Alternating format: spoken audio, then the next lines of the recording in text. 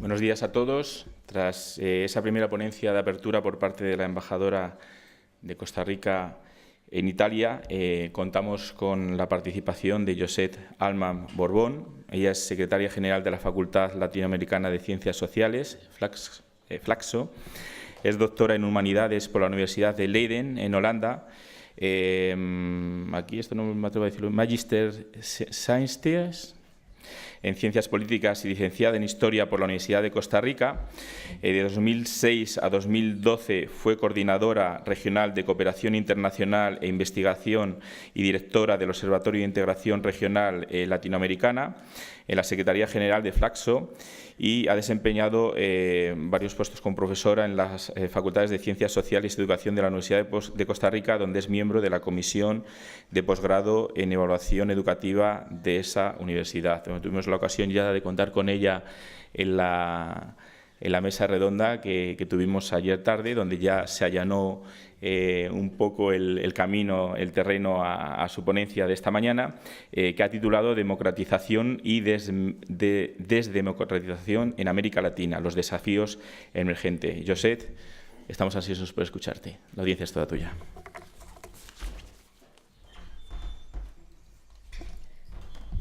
Muchas gracias, Miguel Ángel, y buenos días a todas y todos. Un gusto estar con ustedes.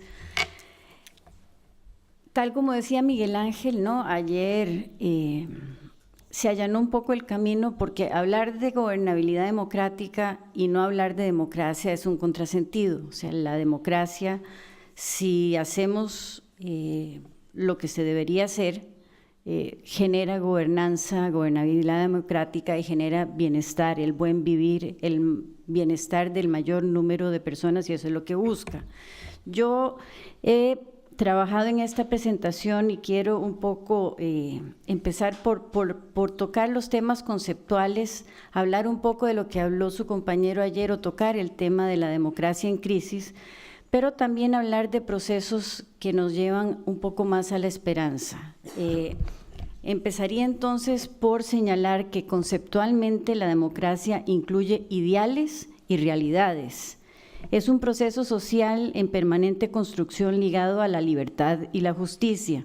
En un contexto, la democracia organiza la convivencia y asienta el control político en la ciudadanía, la cual participa en la estructuración de poder a través de las elecciones periódicas, la división de poderes y la subordinación de todos ellos, así como de todos los ciudadanos, a un orden jurídico positivo que reconoce y garantiza los distintos tipos de derechos y libertades. Asimismo, es un sistema en el cual los ciudadanos tienen derecho a hacerse oír por quienes les gobiernan, gozando de ciertas posibilidades de control y corrección de la actuación de los poderes públicos a través de la opinión pública. La democracia se construye, se hace cotidianamente y forma parte de la experiencia de la ciudadanía, de los grupos sociales y de las comunidades que construyen todos sus días su vida en común. Por eso se dice que es de realidades.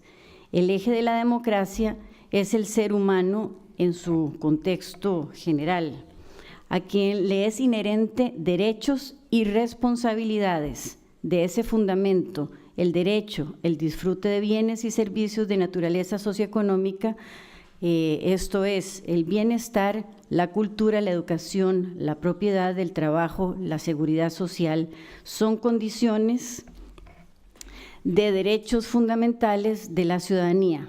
Por eso se dice que la democracia es de ideales. Cuando las sociedades tienen fuertes desigualdades entre sus habitantes, las cuales se expresan en sus ingresos económicos o en la posibilidad de acceder a niveles razonables de bienestar, se habla de inequidades sociales y económicas, que no son otra cosa que carencias de la democracia. En este sentido, la pobreza, la desigualdad son limitaciones o son déficits de la democracia más que problemas sociales. La democracia, por esencia, es participativa y no existe democracia sin participación, es lo que define y caracteriza el sistema. Por ello, mientras mayores son las posibilidades reales de participación de la ciudadanía, más democrático es un Estado. El concepto de democracia ha venido evolucionando sobre la base de dos dimensiones clásicas: los procesos que conducen a la toma de decisiones, la cual es la relación o genera la relación entre quienes toman las decisiones y aquellos sobre quienes recaen esas decisiones. En cuanto a la relación de los participantes, si se trata de las mismas personas, se habla entonces de una democracia participativa o directa. Si se trata de distintas personas, de modo que las decisiones las toman representantes con alguna dependencia del conjunto de la ciudadanía, cabe hablar en sentido más amplio de una democracia representativa o de competencia. El sistema democrático representativo plantea desde numerosos ángulos serias dudas sobre su capacidad para llenar las aspiraciones de representatividad de la ciudadanía actualmente y para también dar respuesta a las demandas de equidad, inclusión, cohesión, igualación de derechos y de justicia de sociedades que cada vez son más complejas, más diversas y plurales. En muchos países occidentales, y América Latina no escapa de ello, se viene hablando de la crisis de representatividad política, la cual es causa y refleja el debilitamiento de la participación. Se ha puesto en entredicho la representatividad de los agentes políticos en tanto no expresan las demandas y aspiraciones de la sociedad civil. La representatividad implica la existencia de una fuerte agregación de las demandas de las personas y de los muy diversos actores sociales y económicos en la sociedad.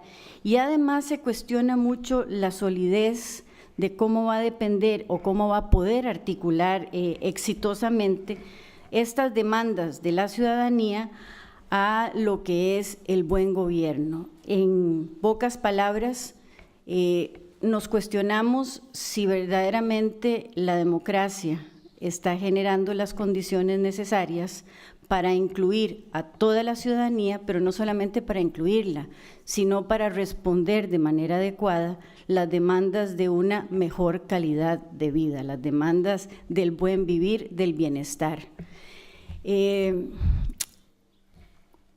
Cuando yo estudiaba, y era un poco más grande que ustedes porque estudié ya más grande, cuando hice mi tesis sobre ciencia política, el tema que escogí fue la descentralización del poder. En ese entonces, cuando se hablaba de los déficits de la democracia, todavía generaba bastante ruido.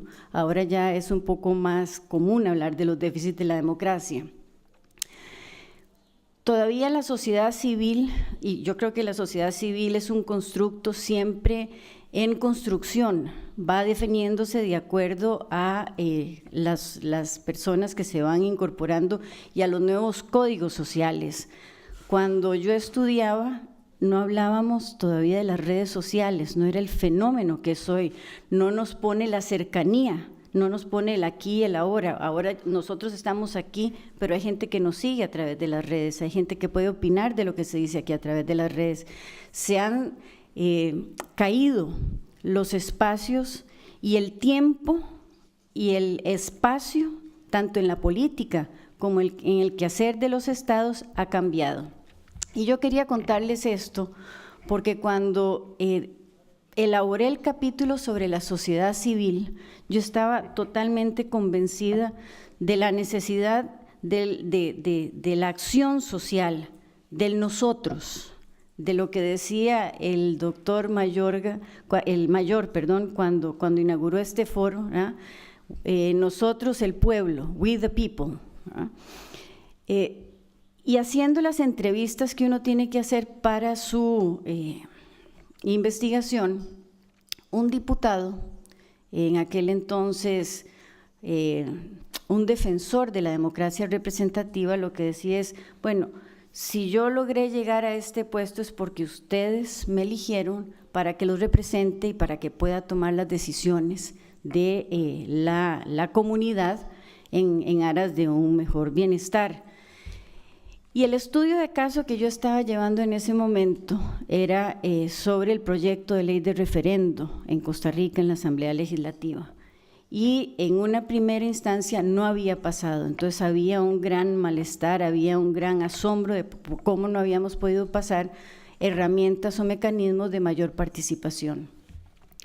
Y este señor me dice lo siguiente, y se los quiero compartir, porque además lo voy a engarzar. Anoche tuvimos el privilegio de ver la obra de Nerón en el Teatro Romano de Mérida, y quiero compartir una frase que me impactó muchísimo de esta obra que vimos en cuanto al manejo del poder y en cuanto a las responsabilidades ciudadanas. Este señor diputado me dice: mire, muy bonito lo que usted está diciendo, pero vayámonos a las realidades. No todo lo que brilla es oro. Tuve que hacer un capítulo en mi tesis nuevo que se llamó No todo lo que brilla es oro, porque el señor lo que me dice es: está bien, hablemos de participación ciudadana, pero eso también implica la responsabilidad de que la ciudadanía tiene que estar bien informada. Es un tema de derechos, pero también de obligaciones. Y me pone como ejemplo el primer referendo o el primer plebiscito del que se conoce en la historia, y es cuando Poncio Pilato le pide al pueblo que escoja entre el Cristo y al ladrón. ¿Y a cuál escogió el pueblo? Entonces hay que ponernos, eso nos pone a pensar, y lógicamente, y aquí es donde quiero hablar de esta frase que me llamó mucho la atención ayer, y empieza así: si vosotros lo encumbrasteis, también sois responsables de su monstruosidad. ¿Podrían haberse evitado los crímenes de Nerón? Si hubiera dicho no en lugar de callar, afirma Petronio, las dictaduras existen por nuestro silencio complaciente entonces, ahora y siempre. Entonces, la ciudadanía, ustedes, nosotros, la sociedad civil, tenemos responsabilidades en cuanto a colaborar, a buscar mecanismos de participación. Y volviendo a la ponencia, ¿no?, en este proceso en donde están estos encuentros y desencuentros entre el poder formal y entre la ciudadanía, estamos en un periodo de transición. América Latina está en un periodo de transición. Vivimos un periodo de incertidumbre en lo político, lo económico y lo social. La fisonomía política, o bien el nuevo mapa político que se está adoptando en la región, se va a delinear en el nuevo ciclo electoral que dio comienzo en 2015 y va a culminar en 2019. Estamos hablando de una gran maratón electoral, de un ciclo electoral que cuenta, que se está delimitando en este trienio y que se vivió hace 14 o 15 años también, y que también delimitó el nuevo mapa político en América Latina. En el 2006 se habló del retorno de las izquierdas, las nuevas izquierdas, pero no se hablaba de una sola izquierda y se decía: no se puede decir que en América Latina volvió la izquierda. Efectivamente, eran varias izquierdas desde el centro, en un crisol de izquierdas que vino a decantarse en lo que se denominó la era de los gobiernos progresistas y que lamentablemente llegó a su fin. Y ahora se está delimitando un nuevo mapa político en América Latina. Empieza en el 2015, va a terminar en el 2019 y son 14 elecciones presidenciales en América Latina. Solamente en el 2018, en este año, se van a llevar a cabo 8 elecciones presidenciales, la última es la de México, de la cual hablaremos más adelante.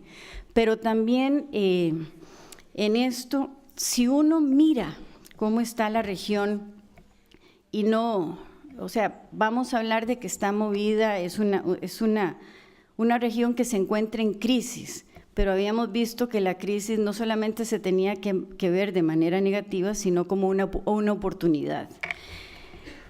A ver, lo decía la embajadora recientemente, Nicaragua está en crisis y eso pone en crisis a la región centroamericana. Brasil está dividido ante la incertidumbre de las elecciones de octubre y solo voy a tocar el tema electoral. Venezuela llevó a cabo unas elecciones que son consideradas ilegítimas por la gran mayoría de las regiones, no solamente de los países de la región, sino de regiones externas. Costa Rica, a pesar del triunfo, y también quiero hablar de esa elección más adelante, nos enfrentamos ante el fantasma o cruza el fantasma de la ingobernabilidad por la forma en cómo queda constituida la Asamblea Legislativa. Argentina está en un proceso complicado con su economía tratando de definirse.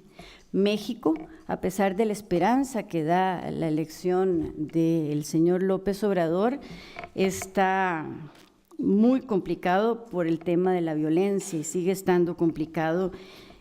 Guatemala se encuentra le hace frente a enfrentamientos entre el presidente Jimmy Morales y la Comisión Internacional contra la Impunidad en Guatemala, la CICIG. Honduras aún no se repone de los efectos postelectorales.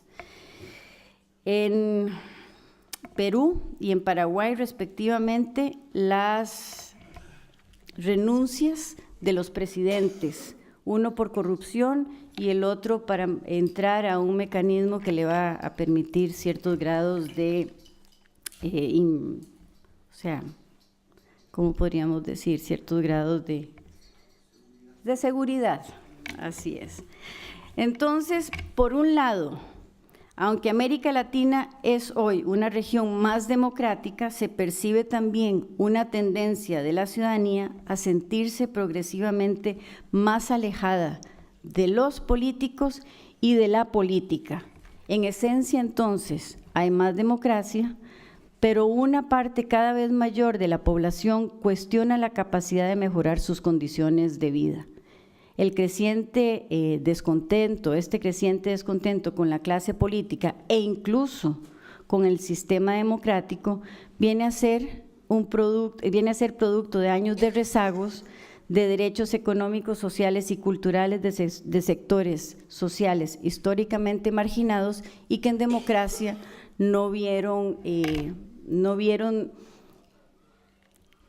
encontraron respuesta o no han encontrado la respuesta a sus demandas. Adicionalmente, fenómenos como el crimen organizado, la corrupción, la impunidad, el cambio climático, las migraciones, las violencias y las nuevas pobrezas ponen tensiones adicionales a los ya existentes, donde encontramos una ciudadanía más informada de los problemas y más crítica con los gobiernos. Si echamos entonces un vistazo a la región, la mayoría de los gobernantes en este momento se encuentra en los mínimos de aceptación y eso pone una tensión importante a la región. Si vemos esto desde la perspectiva de la integridad electoral, vemos cómo las elecciones poseen niveles de incertidumbre en los resultados que cada vez tienden a ser más ajustados, con tendencias de mayor abstencionismo y grandes dificultades para poder lograr mayorías estables en los parlamentos. Lo anterior expresa el enfado, la irritación y la apatía de la ciudadanía. ¿Y eso es caldo de cultivo para qué? Ustedes, los que estudian ciencia política o cualquier persona, sabe que no hay vacíos de poder. Nunca hay un vacío de poder. El poder siempre se llena. Y se llena con quien esté. Ahí está nuestra responsabilidad. Si nos mantenemos alejados, a pesar de estar indignados, a pesar de estar enojados, si nos mantenemos alejados del acontecer, del manejo de la ciudadanía, de la veeduría ciudadana en estos procesos, pues vamos a tener los gobernantes, no que nos merecemos, pero los que llegan al poder porque nos abstenemos. Muchas veces nos abstenemos de votar, muchas veces nos abstenemos O sea, no nos informamos. Y eso es el tema de la responsabilidad ciudadana. Por eso el tema de que no todo lo que brille es oro. Hay que participar, pero también tenemos que organizarnos. Y tenemos que organizarnos, no en temas ideológicos si así lo desean, porque también la ideología en este momento no viene a marcar un punto. Si ustedes se dan cuenta, los gobiernos de izquierda o de derecha son más pragmáticos, tienen otro tipo de agenda a nivel de lo que es las agendas globales actuales. Con esto vemos que los últimos resultados electorales ponen en evidencia la desconfianza en ceder el mando a un solo partido político, lo que dificulta la construcción de mayorías políticas a los gobernantes que ganan las elecciones. Esta situación, a su vez, genera apatía en la población, provocando que las identidades políticas se formen a través de otras diferencias sociales que aumentan el antagonismo social, erosionan la gobernabilidad, la cohesión social y, por tanto, erosionan la democracia.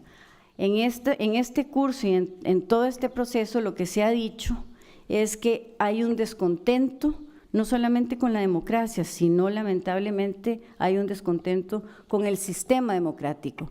Ayer un compañero de ustedes señalaba y decía que, si mal no recuerdo, la palabra que usó no fue crisis de la democracia, sino el fracaso de la democracia.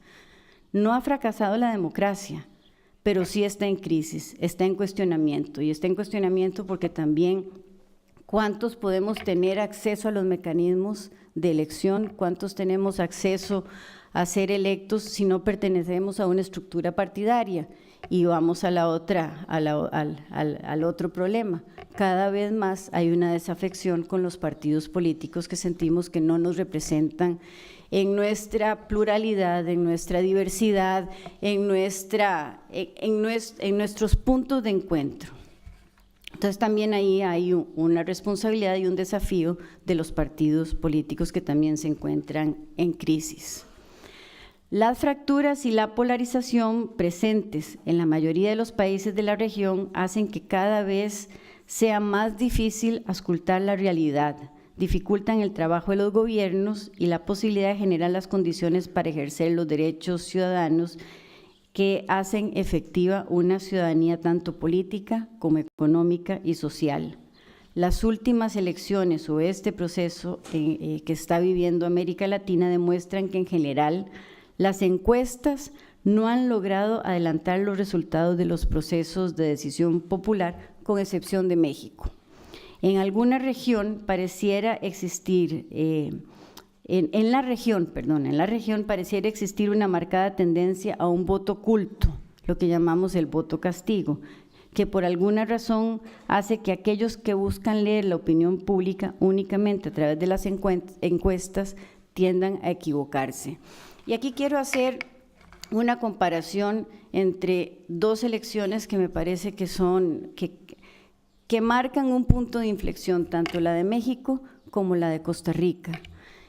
Costa Rica, tal como lo decía la embajadora, no hemos tenido una tradición democrática y hemos siempre tenido procesos de elección en donde los partidos tradicionales, y cuando hablo de partidos tradicionales ya no hablo del bipartidismo que existió por muchos años, sino que también ya hay un tercer partido que gana esta elección. Nos tuvimos que enfrentar y tuvimos que aceptar, y la última elección en Costa Rica nos hizo vernos la cara ante un espejo que no es muy bonito. Esta elección en Costa Rica nos enfrentó como ciudadanía a qué tan conservadores éramos como sociedad y a qué nos podíamos enfrentar.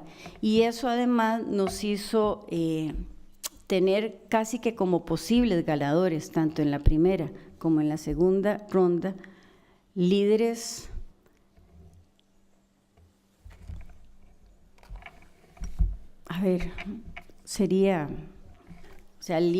líderes casi que que de una fuerza y de una posición muy complicada, lo que llamamos los offsiders. Una resolución de la Corte Interamericana de Derechos Humanos hace que los últimos partidos políticos que estaban en las encuestas pasen a la segunda ronda, lo que hace que un 80% de la ciudadanía costarricense no se sienta representada en la segunda ronda. Los dos partidos que pasan, uno tenía el 6% del apoyo popular y el otro tenía un 4%. Pero en Costa Rica se optó, y en esto es lo que quiero hacer la comparación con México, en Costa Rica ganó el miedo al enojo, porque la ciudadanía estaba enojada, pero ganó el miedo, y ganó el miedo básicamente de encontrarnos ante un partido de derecha y un partido que estaba proponiendo un camino que no era el que los costarricenses estamos acostumbrados a vivir. En el caso de México fue al revés. En el caso de México, el enojo, lo que ustedes dicen en México, el hartazgo de la ciudadanía, le ganó al miedo. Fue por primera vez, y en ambos resultados lo que aconteció fueron para los países, o sea, guardando las diferencias, en donde uno gana el miedo y no el hartazgo, y en donde el otro gana el hartazgo y no el miedo, generó las condiciones necesarias para salvarnos de regímenes autocráticos. Lo que quiero decir entonces, y quiero recalcar aquí es, 1, la democracia está en crisis. 2, la responsabilidad de la ciudadanía y de ustedes para poder hacer que esto no sea una tendencia. Y segundo, el hecho de que siempre es importante apostar por la democracia. Ayer lo decíamos, no son los regímenes autoritarios los que nos van a dar las soluciones a mejorar nuestras condiciones de vida. Se puede generar gobernabilidad, pero no va a ser gobernabilidad democrática, sino que más bien es a través de los mecanismos ciudadanos, con sus defectos, pero con sus virtudes, que se puede ir construyendo sociedades más justas, más equitativas y más democráticas. Esto me lleva al tema, digamos, de las tendencias y que quiero señalar, las tendencias regionales que se están viviendo en la actualidad. Estas tendencias las hemos construido en la Flaxo y además hemos contado cuando el actual rector de la UPAS era secretario general, las hemos ido construyendo a través de algún tiempo y quiero compartirlas con ustedes.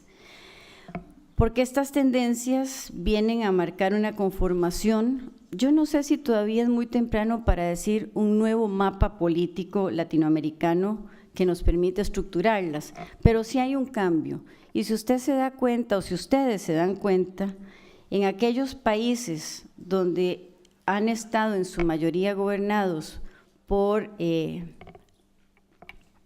presidentes o presidentas de un signo de izquierda, la ciudadanía ha votado por gobiernos de derecha.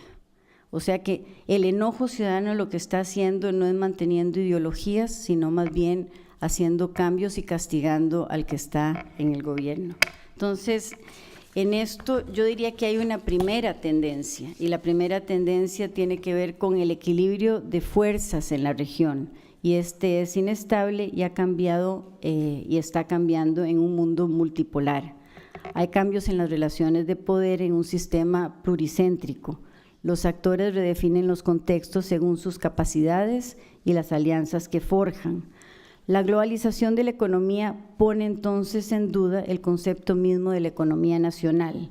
Los estados ya no son soberanos para determinar las políticas sociales y económicas y se muestran incapaces para controlar los flujos financieros, de información, la economía criminal y el terrorismo internacional. Ningún Estado por sí mismo, ni los más poderosos, como se decía ayer, pueden hacer frente a las nuevas amenazas globales como pandemias, crimen organizado, terrorismo, cambio climático, por mencionar algunos. Tampoco a nuevos riesgos globales y regionales que exigen concertación interna e internacional y mejorar la gobernabilidad y convivencia democrática. Una segunda tendencia es que en la actualidad, y esto lo hablábamos, el tiempo y el espacio son simultáneos, en tiempo real y planetario. La interdependencia ha generado mayor riqueza, mayor pluralidad y al mismo tiempo las amenazas se han globalizado. Los riesgos se han transnacionalizado. El mundo se encuentra entonces en un acelerado proceso de cambios en la relación de poder y la región latinoamericana no es ajena a esto. Emergen nuevos actores globales y regionales. Y si usted pudiera definir cuál es la palabra que verdaderamente encaja en esta etapa de la historia reciente que estamos viviendo, esa palabra es la incertidumbre. No hay certezas. Y en ese escenario de grandes incertidumbres se ha producido una ruptura de los paradigmas del sistema internacional. Las respuestas tradicionales a estos nuevos desafíos se transforman en problemas más que en soluciones. Y vamos a un ejemplo muy significativo para nosotros los latinoamericanos. El enfrentar el crimen organizado, el enfrentar los cárteles de la droga a través de mecanismos de guerras tradicionales, ¿qué es lo que ha generado? Ha generado los grandes fracasos, mayores violencias y no le hemos dado una solución a los problemas. ¿Y quiénes están en medio de todo esto? ¿Quiénes viven los efectos de estos procesos? La ciudadanía, los ciudadanos, las ciudadanas. Una tercera tendencia es que aunque el capitalismo es global, la oferta política y las elecciones no lo son. Estas son nacionales con un fuerte raigambre local que genera grandes disonancias.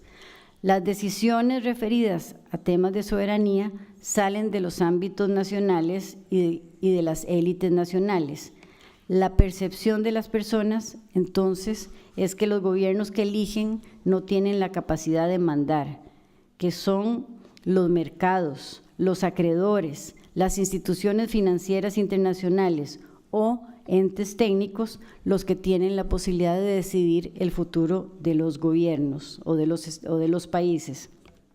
Esto, lógicamente, produce un vaciamiento en la democracia. No hay poder en los gobiernos y los partidos políticos, tal como lo señalábamos, no tienen capacidad de articulación para definir intereses y plantear respuestas o fenómenos ligados a la globalización. Una cuarta tendencia es que los procesos electorales hoy son la norma en la región y la democracia electoral está consolidada.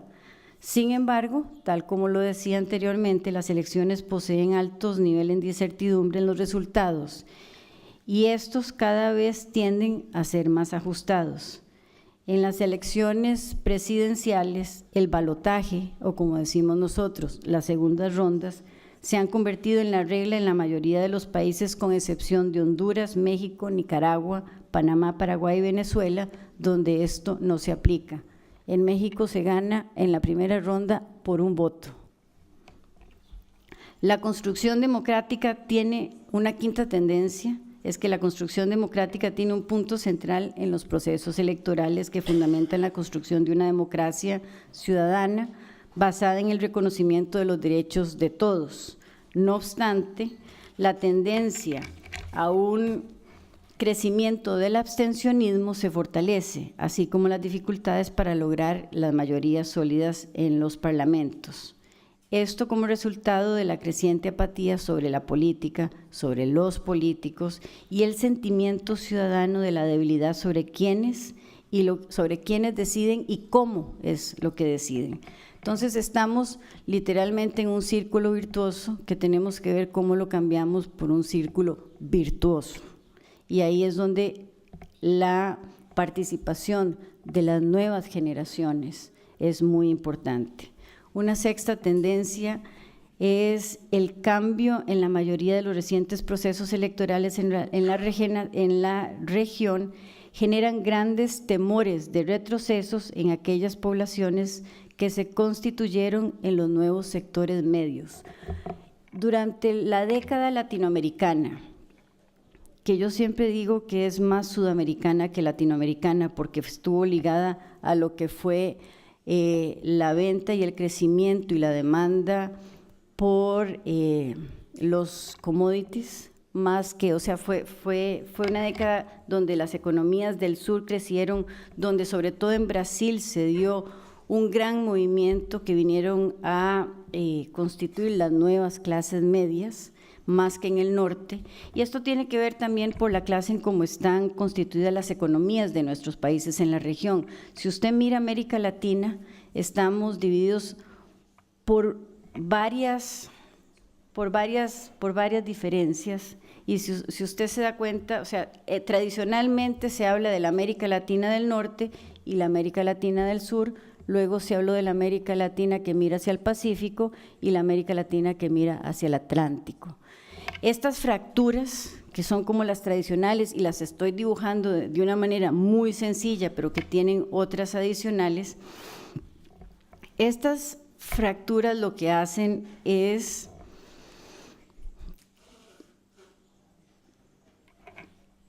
que tienen también en crisis, ya no de una manera ideológica, sino que de una manera más ligada hacia dónde miran las nuevas élites del poder a la región latinoamericana. Y tienen en un estado, yo diría que en el estado más bajo de la historia, a los mecanismos de integración. Si usted mira cómo están los mecanismos de integración en América Latina, UNASUR está con el síndrome de la sede vacante, literalmente. Yo diría que es un mecanismo que está en situaciones muy complejas. CELAC está en la misma, el gran foro de diálogo y concertación regional está también muy vulnerable. UNASUR, bueno, ya habíamos hablado de UNASUR, perdón, Mercosur es un tema básicamente de mercados.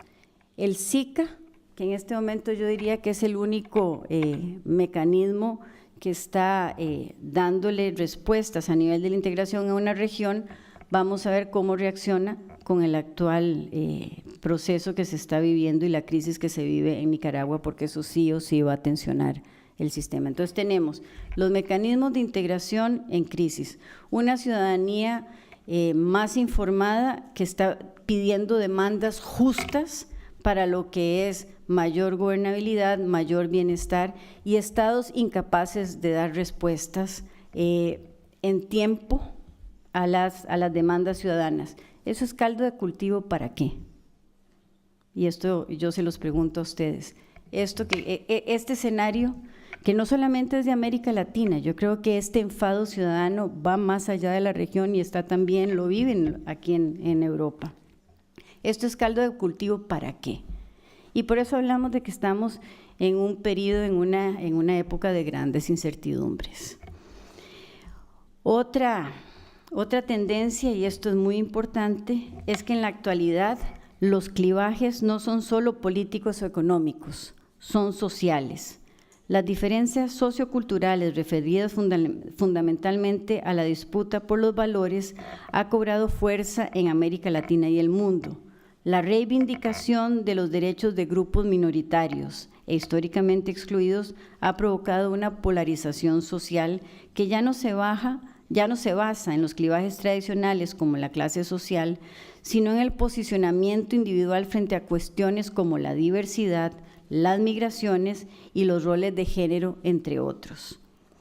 Un octavo elemento es, y esto también marca a toda la región latinoamericana, es el elemento religioso evangélico que ha estado presente a lo largo de las últimas campañas electorales en la región, lo cual es inédito en la historia reciente de países como Costa Rica, Guatemala, Nicaragua, Colombia, México y Brasil.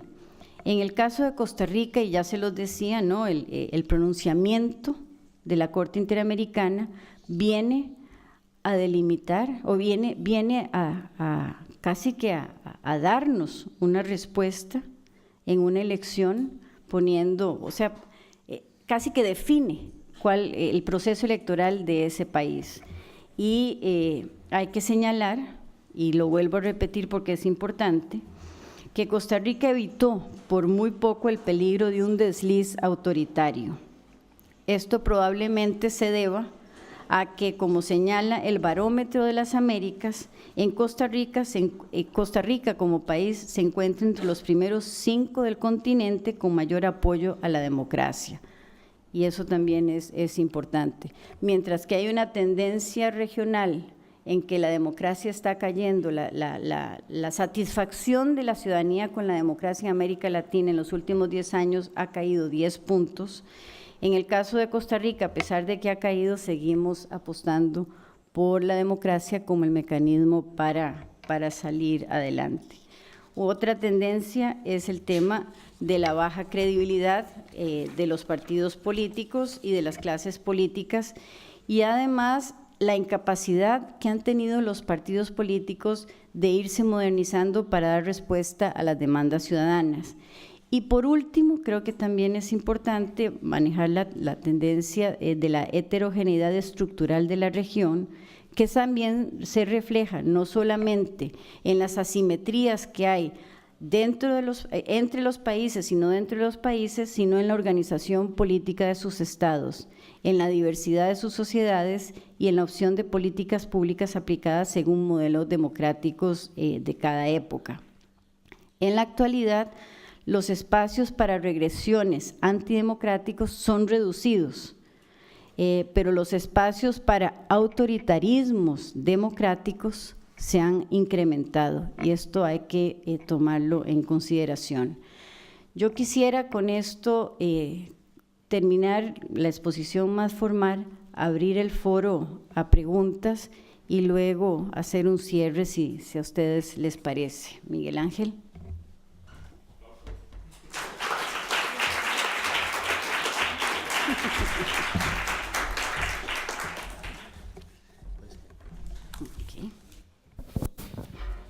Muchísimas gracias, Josette. La verdad es que yo no te haría una pregunta, te haría una entrevista con todo lo que he apuntado aquí.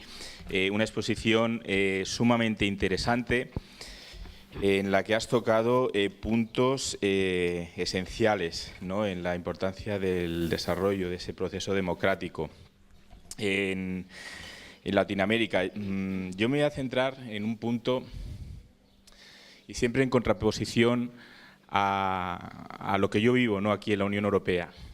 Porque, claro, hablamos de Latinoamérica, como si habláramos de la Unión Europea, en el sentido de una región única. Y aquí muchas veces podemos hablar del proceso democrático de la Unión Europea porque estamos en un proceso, digamos, en la que ha habido cesión de poderes, cesión de competencias, supranacionalidad, una representación, digamos, supranacional.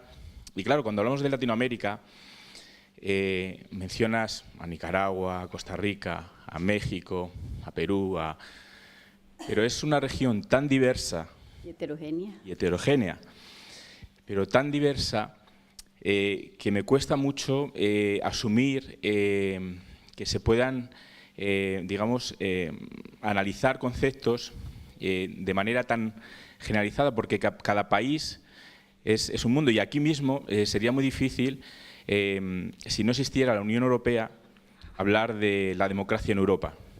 Y aún así, cuando hablas de la democracia en Europa, te dejas muchos países fuera.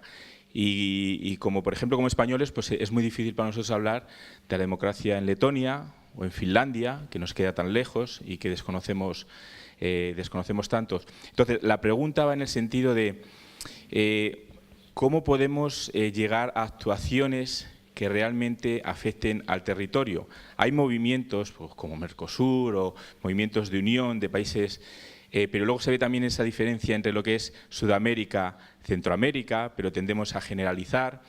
No sé si ves dónde quiero llegar un poco con mi análisis, ¿no? En esa diversidad que hacemos de los países, en tu análisis hablas de manera muy general, pero luego cada país es un mundo, ¿no? ¿Cómo interconectamos todos esos países? ¿Cómo podemos llegar a crear un modelo que pueda servir realmente para todo el territorio y que sea aceptado para todo el territorio, cuando es tan diversa la democracia y los sistemas democráticos dentro de la región latinoamericana? Gracias, Miguel Ángel. Casi que es otra disertación, ¿no? Pero, a ver, yo quiero empezar por señalar algo y me disculpan, pero sí, o sea, yo me dediqué a hablar de América Latina, pero si hubiera hablado de la Unión Europea, ustedes no están tan lejos. Yo creo que la Unión Europea en este momento está en una crisis de identidad, está con tensiones interesantes y están en momentos de definiciones. O sea, lo que yo señalo de América Latina no es ajeno a otras regiones del mundo y creo que eso también es importante señalarlo. No somos la excepción, somos parte de una tendencia global que está cuestionando el status quo, está cuestionando el poder político, está cuestionando las decisiones estatales, está señalando que se han dado a través o sea, todo el siglo XX se dieron mecanismos, sobre todo de concentración de pobreza, de concentración de riqueza, que generaron estas asimetrías entre los países. En el caso de América Latina me parece que es importante señalar, y aquí yo sí quiero ser optimista, es que aunque nuestros mecanismos de integración están en su baja histórica, vamos a apostar siempre por seguir siendo latinoamericanos, por seguir siendo caribeños, por seguir buscando aquello que nos une más que aquello que nos separa. Y en este momento, sí o sí, América Latina sigue siendo un continente democrático, con todos los cuestionamientos que hacemos a la democracia, con todos los obstáculos que pueda tener, pero seguimos manejando el diálogo y seguimos buscando la concertación. Y son pocos los casos en donde esto se ha sobrepasado, digamos, y han entrado países verdaderamente en crisis, como es el caso específico en la actualidad de Nicaragua. Pero yo sí sigo apostando por los mecanismos de integración, sigo apostando. Además, se habló de los gobiernos progresistas y hablábamos que era una gran diversidad del crisol de las izquierdas.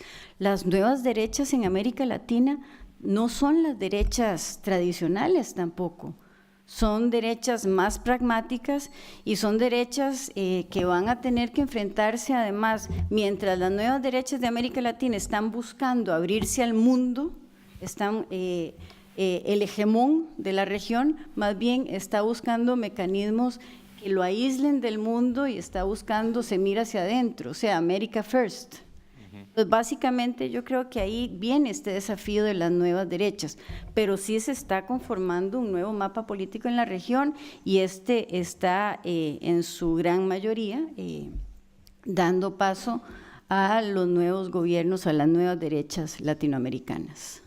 ¿Crees que sería posible o interesante analizar, porque has hablado en un momento dado del liderazgo, ¿no? Y de la falta de liderazgo, algo que también vivimos nosotros en Europa, aunque bueno, hay esperanzas de que parece que surgen algunas voces, pero bueno, todavía es pronto para definir. Pero ¿crees que a nivel, digamos, regional en Latinoamérica será posible que tengamos un liderazgo más común? Hace poco en uno de los cursos hablamos de una de las cosas que se ha conseguido después de estas últimas políticas del nuevo gobierno estadounidense, es que se ha creado más unión. Una de las cosas positivas, más unión entre los países latinoamericanos, ¿no? Porque han visto un frente común. ¿Crees que de ahí puede surgir una voz, y ya no digo en una persona, no digo personalizarlo, pero sino como región única? Bueno, creo que eso es algo en lo que se ha estado trabajando en la región en diversas etapas. Esta no es algo diferente. Sin embargo, yo estoy apostando a algo novedoso, y es que por primera vez en América Latina la ciudadanía está más organizada, es más contestataria, está obligando a las élites políticas y a los liderazgos políticos, por lo menos a tener un poco más de cuidado en su actuar. Y también eso nos propicia mayores esperanzas. Yo señalé dos situaciones que dentro de sus diferencias tiene un eje común, ¿no? Y es que se tomaron las decisiones de decirle no a la corrupción, no a la impunidad, vamos a escuchar a la diversidad que existe y que está componiendo a las nuevas sociedades latinoamericanas. Y esto, a pesar de que se sigue hablando, ¿no? Y se sigue mirando con cuidado el tema del abstencionismo, el tema de la desafección de la sociedad civil, también yo estoy apostando por ustedes, por las nuevas generaciones. Mi generación, la generación de mis padres, no lo supimos hacer. Estamos en deuda, pero ustedes, mis hijos, mis nietos, los que vienen hacia adelante, creo que es el punto de esperanza en donde, si somos inteligentes a nivel de clase política, tenemos que empezar a abrir canales y tenemos que empezar a escuchar y tenemos que empezar a recomponernos, no solamente como personas, sino también como partidos políticos. Tenemos que empezar a tener una oferta más inclusiva en lo que es la construcción de sociedades más justas e igualitarias, en busca de la equidad, en busca de la solidaridad. Entonces son palabras que antes se decían, pero que les faltaba un poco más de contenido. Creo que los nuevos actores políticos, sociales y económicos nos vienen a dar esperanza, Miguel Ángel. Y por eso además agradezco la posibilidad de estar compartiendo con ustedes esta mañana, que de ustedes voy a aprender yo.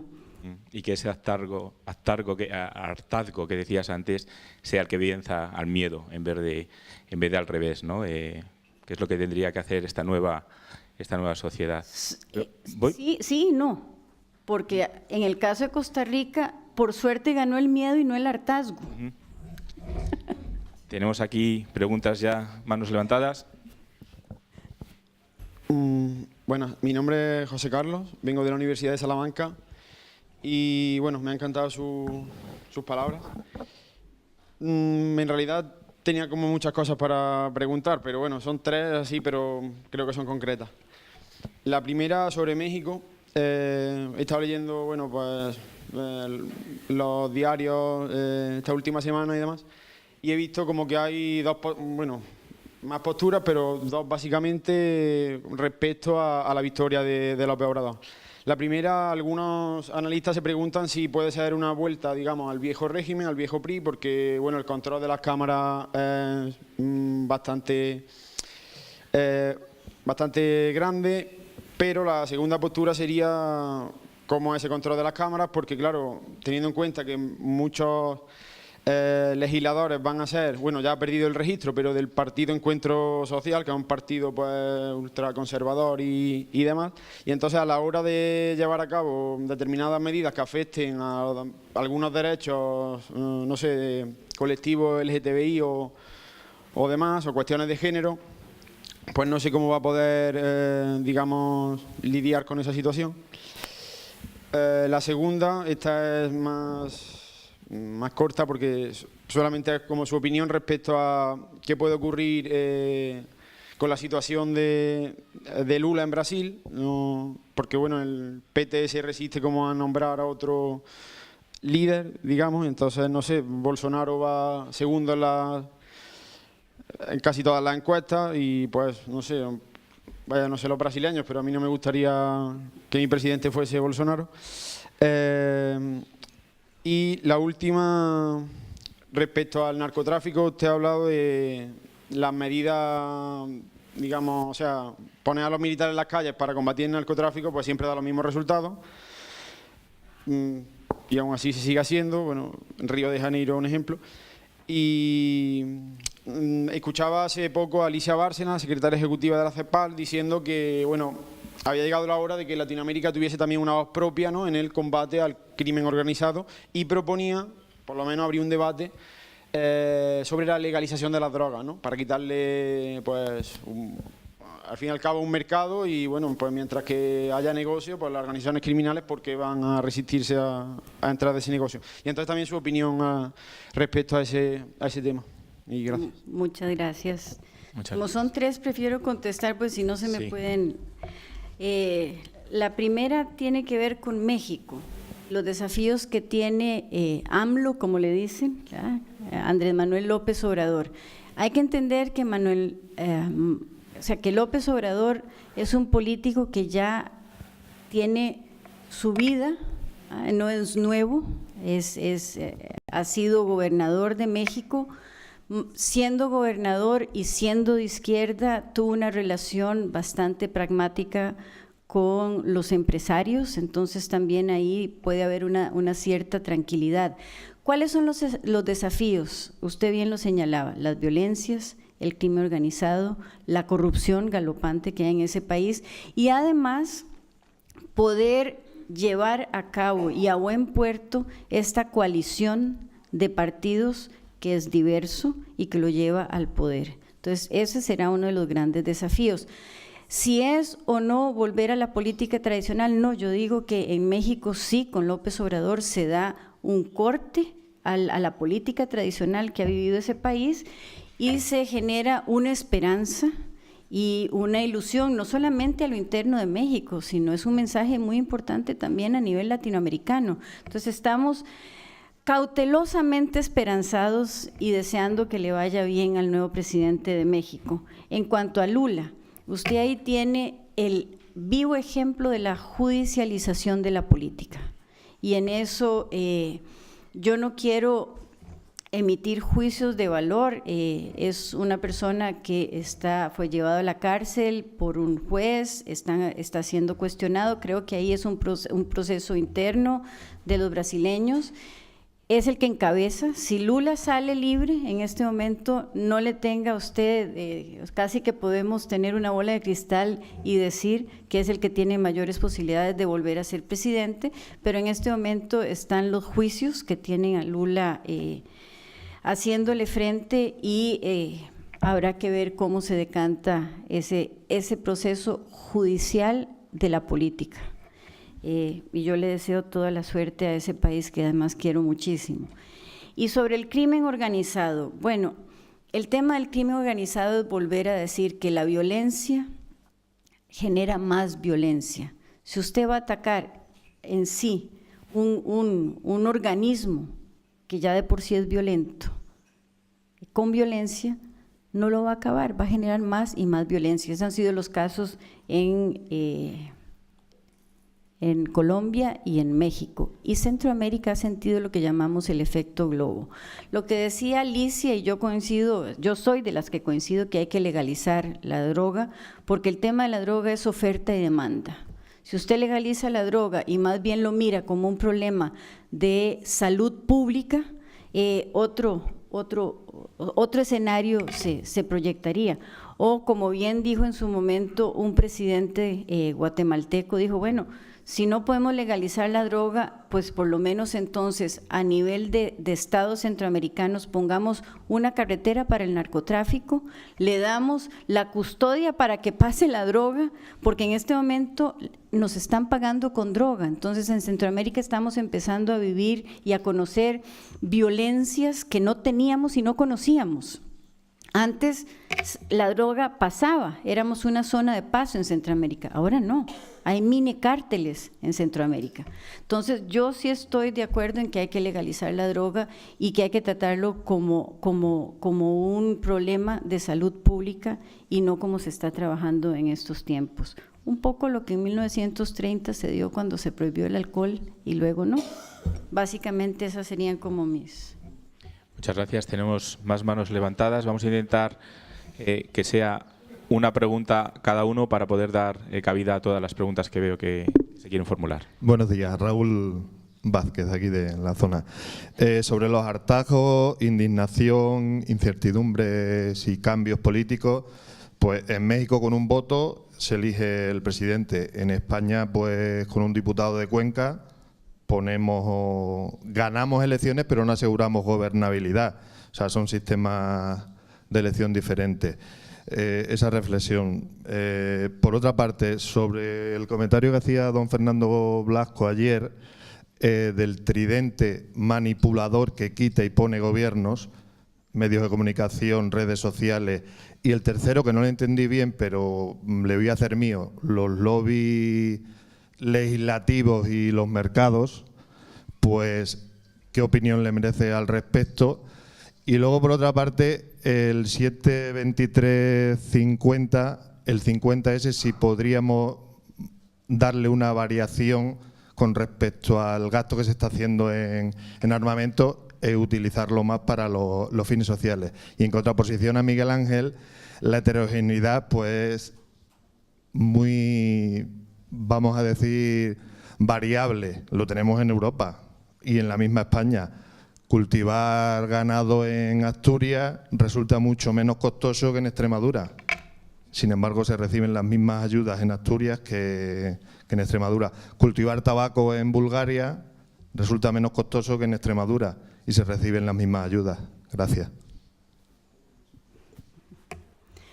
Bueno, voy a empezar por lo último, y es el tema de los presupuestos que se usan para comprar armas o para armarse, si se pueden pasar a lo que es la inversión social y la cohesión social. Yo creo que sí se puede, la cosa tiene que ver, o la cosa pasa por la decisión política de hacerlo, y por un tema de mundos en donde estemos menos a la defensiva y más hacia acciones propositivas que vayan generando que estos grandes capitales que se invierten en armas y que muchas veces no se usan, puedan ser, dígame dónde firmo, para que sean utilizados en temas sociales. Cuando Costa Rica abolió el ejército, como lo recordaba hoy la embajadora, en 1948, se le preguntó a don José Figueres que por qué había abolido el ejército. Y además, si hacemos un recuento histórico, no solamente abolió un ejército, abolió 3 ejércitos. Abolió el Ejército de Liberación Nacional, abolió el Ejército Nacional Costarricense y terminó con lo que se llamaba la Legión del Caribe. O sea, fueron 3 ejércitos. Y un periodista le dijo, ¿y por qué usted lo hizo? O sea, ¿qué fue lo que lo indujo a hacerlo? Y él lo que contestó es, ¿y por qué no? Y es así de fácil, ¿por qué no lo hacemos? Lo que pasa es que muchas veces el sentido común es el menos común en algunas personas que toman las decisiones, con todo respeto. Y en cuanto a cómo se llegan a elegir los presidentes, a ver, yo creo que también hay una apuesta que tenemos que hacer los ciudadanos. Si nosotros le vamos a dar poder a alguien para que gobierne, démosle los elementos y los instrumentos para que gobiernen, porque así como está la situación y la correlación de fuerzas, en un casi que de cuidarnos de no querer ceder el poder, lo que hemos hecho en la gran mayoría de nuestros países es escoger un presidente, pero no darle la Asamblea Legislativa. Entonces estamos creando también vacíos de poder y genera ingobernabilidad. Entonces también aquí hay un tema de cómo logramos crear esos vínculos y esos puentes de comunicación, y también cómo podemos nosotros verdaderamente contribuir a que sean las personas indicadas las que lleguen a ejercer el poder, tanto a nivel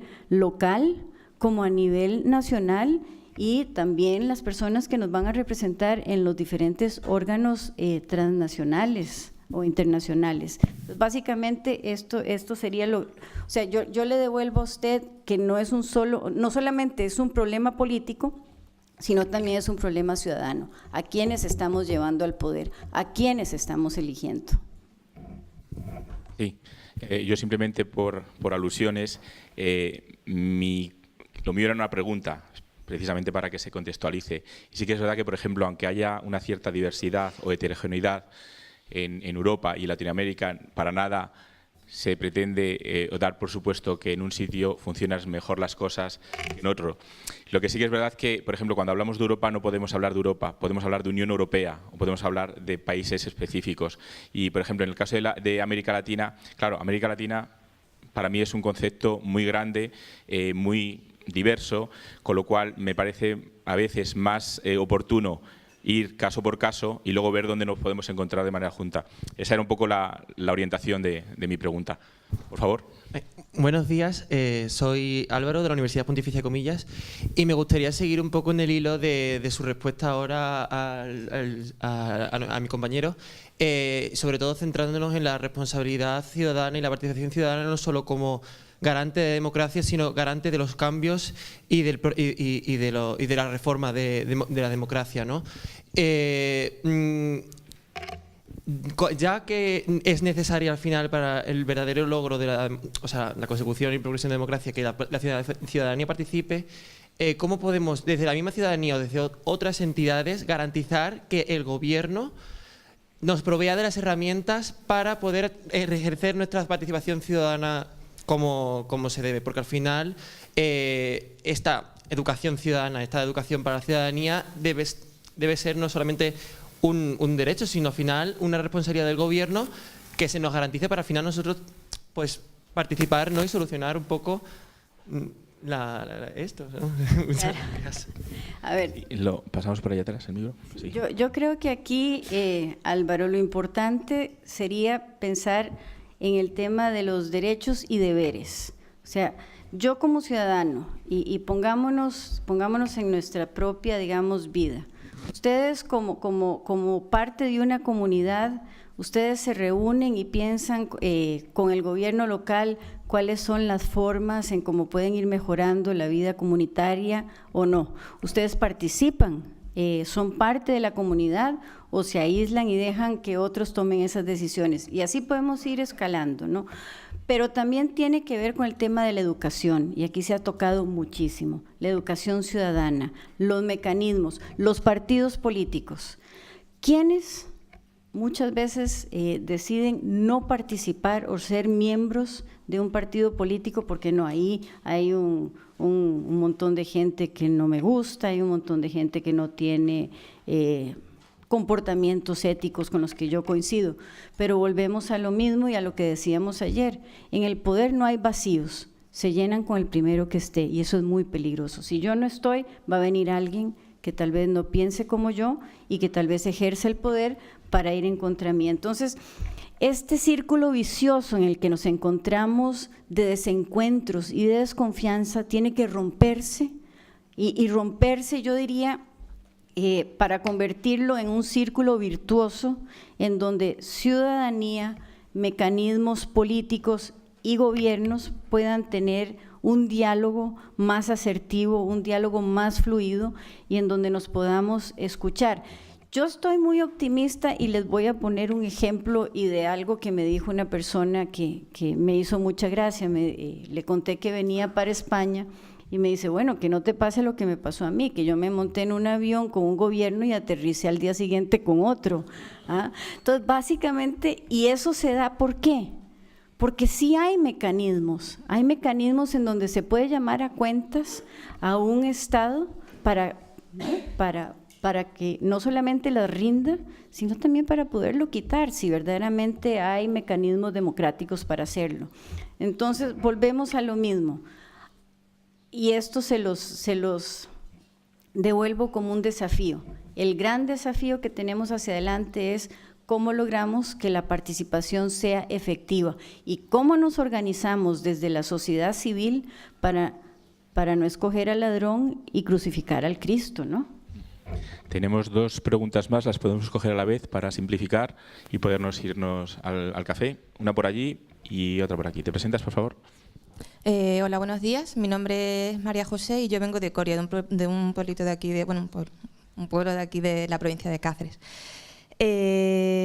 Bueno, yo no formo actualmente parte de la sociedad estudiantil, yo formo más parte de pues del mundo laboral y también de las entidades sociales. Formo parte de una entidad social que hemos formado aquí en Extremadura, un grupo de jóvenes, precisamente por ese interés, ¿no?, de la población de formar parte de todos estos procesos y de la necesidad que creemos que existe. También me gustaría decirles, las dos ponencias de esta mañana me parecen muy interesantes y también me parece muy interesante que sean mujeres, que me parece que son las dos ponencias de esta mañana, las de hasta ahora, son mujeres muy potentes y que creo que han de estar pues representadas, ustedes pues ya lo saben. Y bueno, también me gustaría decir que estas intervenciones también me han gustado porque precisamente dentro de un mes me marcho a El Salvador, voy a estar allí durante un mes en un programa de cooperación, de voluntariado.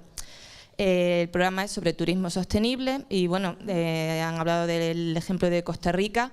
El turismo en Costa Rica, pues el boom que ha tenido y demás, pues es bastante relevante, aunque el programa en el que yo voy es más relacionado con el tema de turismo comunitario y demás.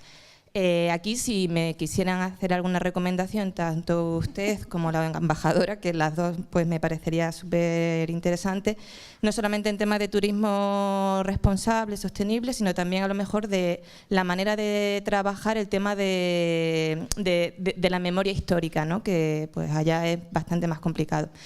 Y eso, si me quieren dar alguna recomendación. Y realmente mi pregunta va en torno a la cooperación al desarrollo. ¿Cuál es el papel que cree que ha de jugar la cooperación al desarrollo? Como le he dicho, yo formo parte de una entidad social muy pequeñita, local, pero sí que trabajamos temas de cooperación al desarrollo y de educación al desarrollo, haciendo sensibilización aquí y algunos programas también allá.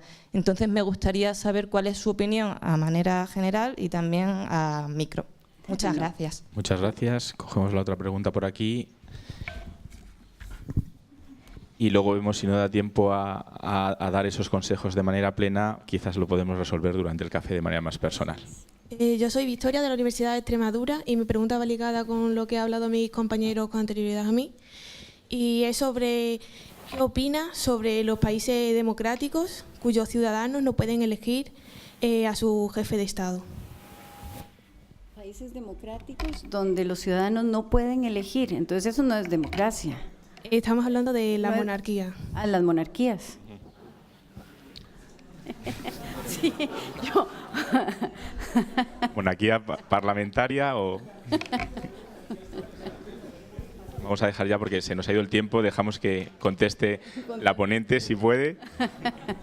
Sí, Tienen una opinión, se puede dar o no. Ok, no, viniendo de una república y siendo más conocedora del sistema democrático y no de las monarquías, mi pregunta más bien es, en la actualidad, ¿las monarquías toman decisiones o son los gobiernos de los reinos, son sus presidentes, son sus representantes los que toman las decisiones?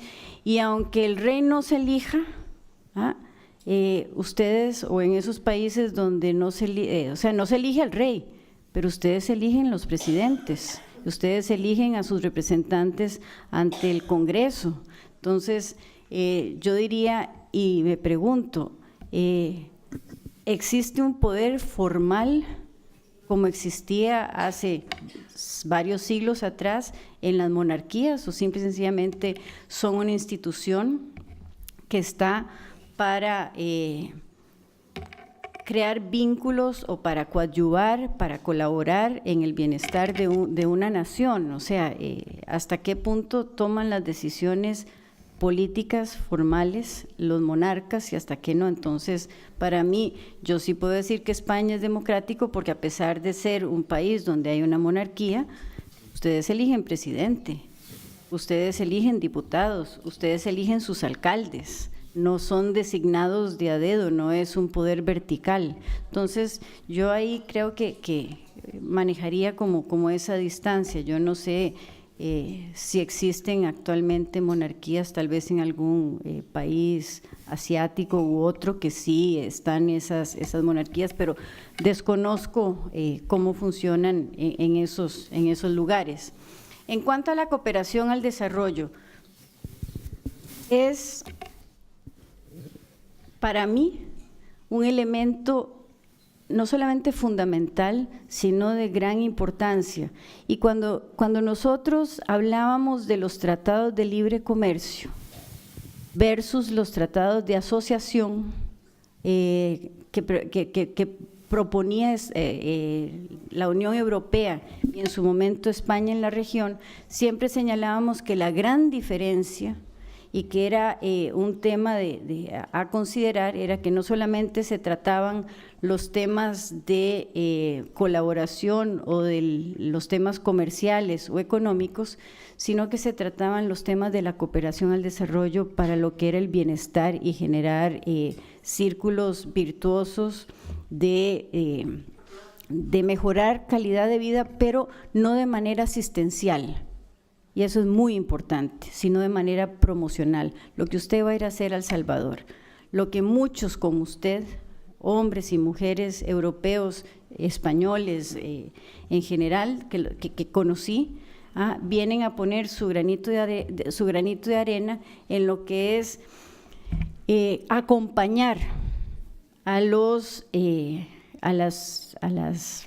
comunidades en alto riesgo o vulnerables a mejorar calidad de vida. Entonces, para mí, y a grosso modo, ¿no?, la cooperación al desarrollo tiene que seguir siendo un elemento de política exterior de aquellas naciones que lo puedan tener y ojalá que sigan teniéndolo. Yo en eso, España fue un pionero y espero que la sigan manteniendo. Muchas gracias. Sin duda quedan dudas en el aire, pero tenemos el café para poderlas resolver. Yo para terminar nada más quiero decir, y esto se los dejo, es que para hacer frente, jóvenes, a los nuevos desafíos, hace falta ir más allá de la participación tradicional, de la participación ciudadana tradicional.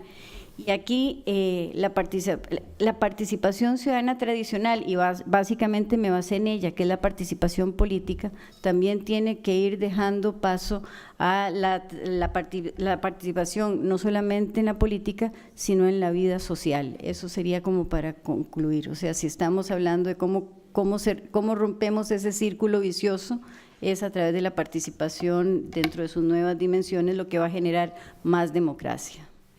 Muchísimas gracias. Pues con ese mensaje nos quedamos y despedimos a la ponente con un fuerte aplauso.